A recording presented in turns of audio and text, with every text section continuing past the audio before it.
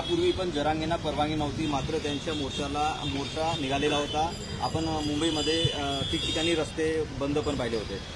मग डीसीपीचं म्हणणं आता नेमकं काय होतं की त्यांनी तर काल पोलीस आयुक्तांची भेट घेतली परवानगी द्यावी म्हणून. सर्व पक्षीय नेते देखील त्यांना जाऊन भेटले. महाविकास आघाडी. अहो, संविधानापेक्षा नेते मोठे नाहीत, संविधान महत्वाचं आहे.